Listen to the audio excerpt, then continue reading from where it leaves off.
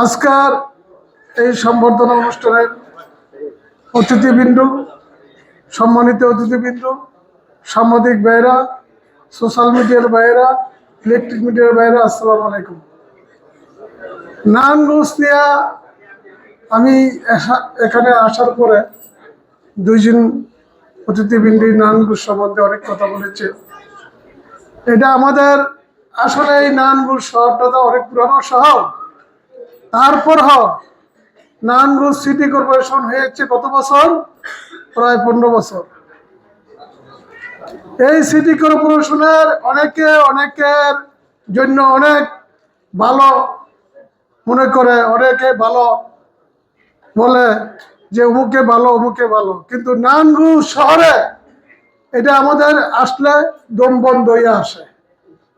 কারণটা হলো কি, এই নারায়ণগঞ্জ শহরে, যদিও নারায়ণগঞ্জ জেলায় আমার বাড়ি সোনারগাঁও, কিন্তু নারায়ণগঞ্জে আসতে আমার খুব একটা ইচ্ছা হয় না।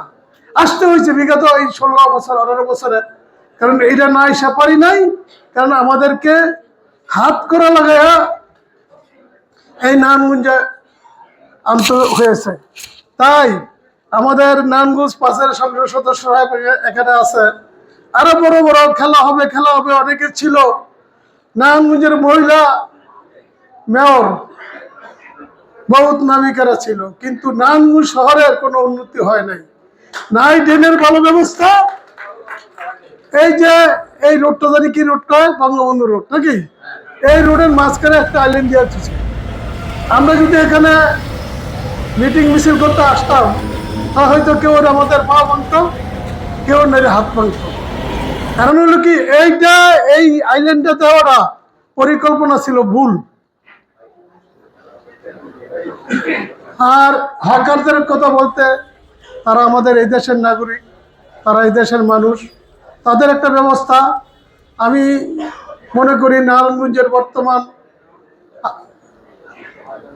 দায়িত্বপ্রাপ্ত মেয়র এবং আমাদের কালাম ভাই অনেক অভিজ্ঞতা লোক, আমাদের মুরব্বী। ওনারা যদি ইচ্ছা করে, নারায়ণগঞ্জের যানজট বেশি সময় লাগে না, কিন্তু স্বইচ্ছা থাকতে হবে। একটা কথা আজকে এখানে আমি সকল সাংবাদিক ভাইদেরকে বলি, সকল অতিথিবৃন্দকে বলি, আমরা চাই নারায়ণগঞ্জ শহর মাদক মুক্ত। আপনারা কি আমার লোক একমত?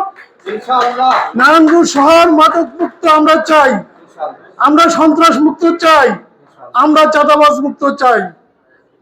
আমি কালাম ভাইয়ের কাছে এটি আশা করব, নারায়ণগঞ্জ 5 থেকে এই 3টা জিনিস ইনশাআল্লাহ আশা করি ওনার ইচ্ছা করলে পারবে। আর আমাদের বর্তমানে যে সিটি কর্পোরেশনের দায়িত্ব নিয়েছে আমাদের জনাব অ্যাডভোকেট সাগর সাহেব, যদি ইচ্ছা করে তাহলে পারবো। যদি আপনারা মনে করেন কালাম ভাই যে আমাদের সহযোগিতা দরকার আছে, নারায়ণগঞ্জ 1, নারায়ণগঞ্জ 2, নারায়ণগঞ্জ 3-এর সংসদ সদস্যদের সহযোগিতা দরকার আছে, তাই আমরা আপনাদের পাশে থাকবো ইনশাল্লাহ। সবাইকে ধন্যবাদ। আল্লাহ হাফেজ।